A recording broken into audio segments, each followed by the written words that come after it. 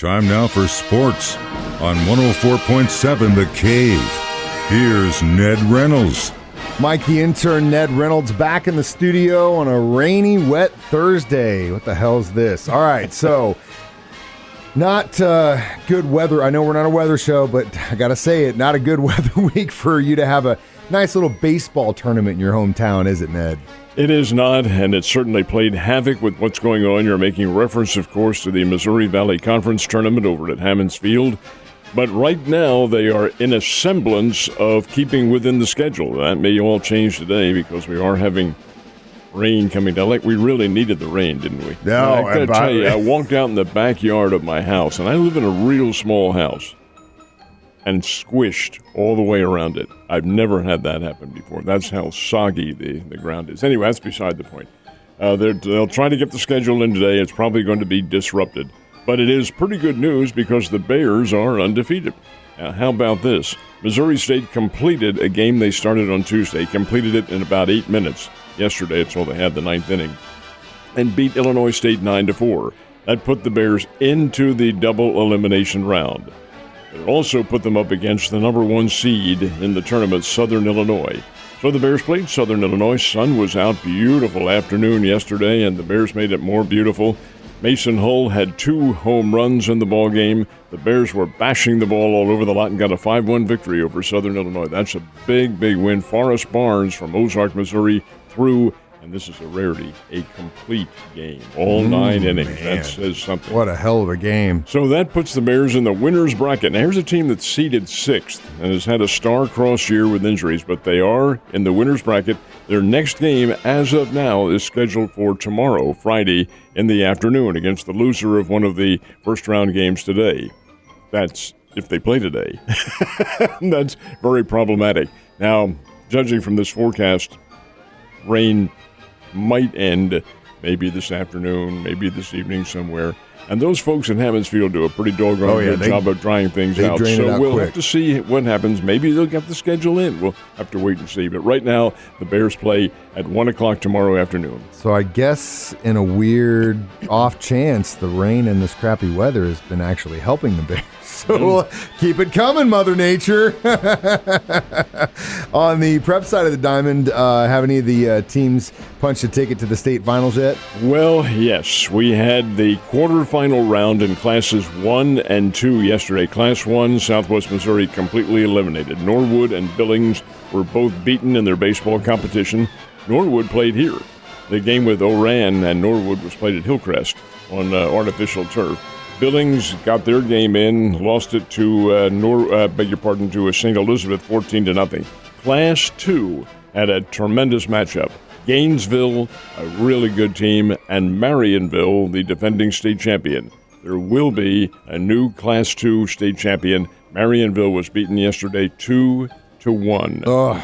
What a heartbreaking loss that is. That's a heartbreaker. But more power to the folks from down in Gainesville. They are going to the semifinals starting next Monday at U.S. Ballpark down in Ozark. Now, classes 3, 4, 5, and 6 all still have to play their quarterfinal rounds, and that'll be coming up today, maybe tomorrow, Saturday.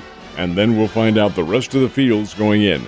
The state championships begin on Monday and run Monday through Saturday, all at U.S. Ballpark. That's next week, of course. It's a championship week in Ozark, and it's a big one there, the high school state finals. Yeah, and if you're looking for something to do, go watch some of that action, because some of these kids are really, really good players. Last but not least, I got to give props to the media department at the Kansas City Chiefs for just literally having a camera guy on that practice field all the time so I can watch some of these OTAs that the teamers are doing. I'll tell you right now, did you see that one-handed grab Justin Ross did yesterday? I did see it. That's a big catch, but you have to understand, he's a talented athlete. Nobody questions that. The guy was the leading receiver in the Atlantic Coast Conference in 2018. That doesn't come by a fluke. He's a good player. Can he withstand a whole season? There's the question, because it's a 17-game regular season plus 3 preseason games. The kid was undrafted.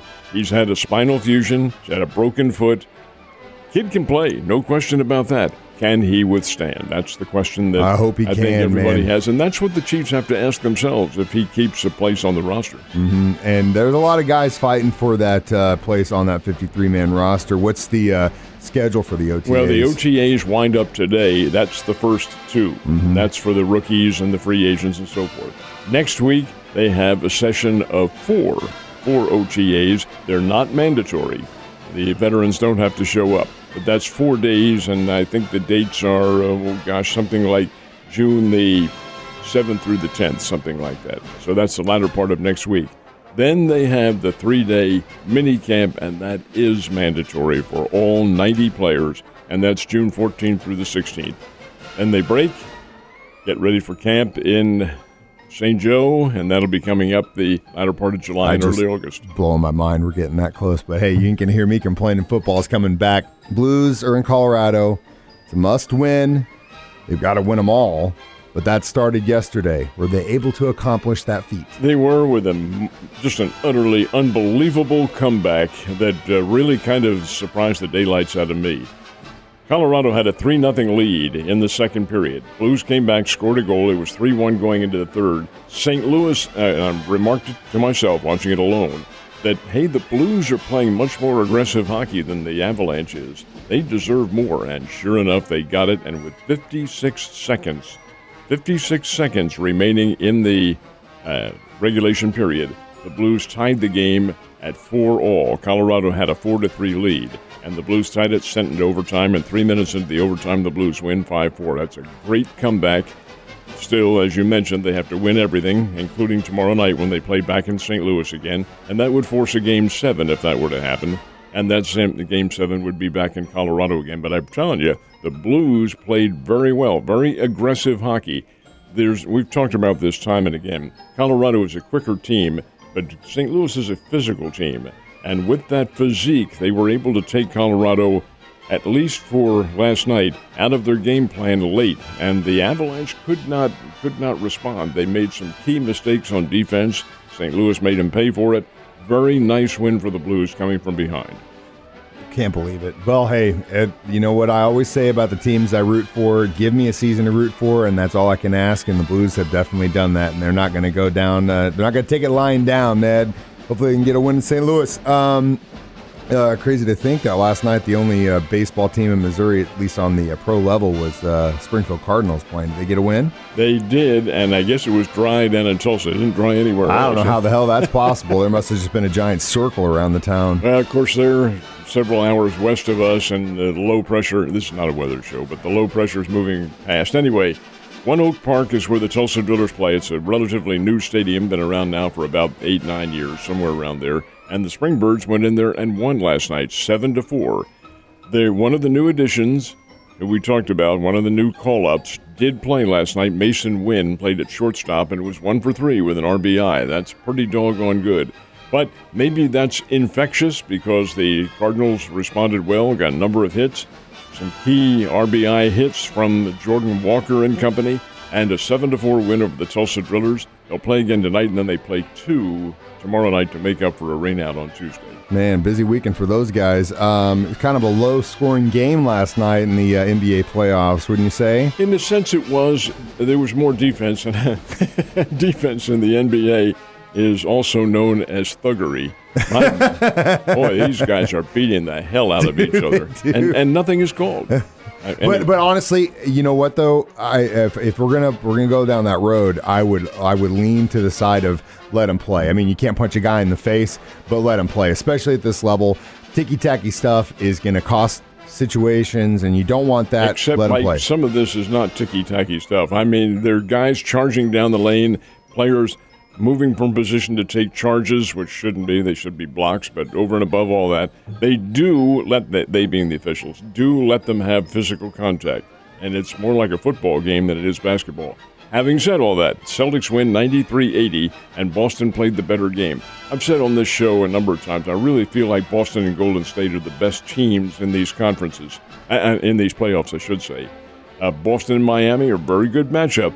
But now the Celtics have a 3-2 lead, and the series moves back to Boston. It behooves Boston to win this one and close the series, because if they have to go back to Miami for a Game 7, could be dangerous. That will be very tough. Could be dangerous. And we thought that the Warriors were going to put it to bed. Do you think they're going to do it tonight? I'm not offering any predictions here. He's being cautious. The series does move back to Golden State, and Golden State does have home court advantage in this thing. But this is Game 5 coming up tonight. It's 3-1 in favor of Golden State. Another win, and they're into the NBA National Championship. So we'll see. Golden State's pretty good basketball. Yeah, they are. They're a complete team. All right. Well, you have a great day. Stay dry. Don't forget your umbrella.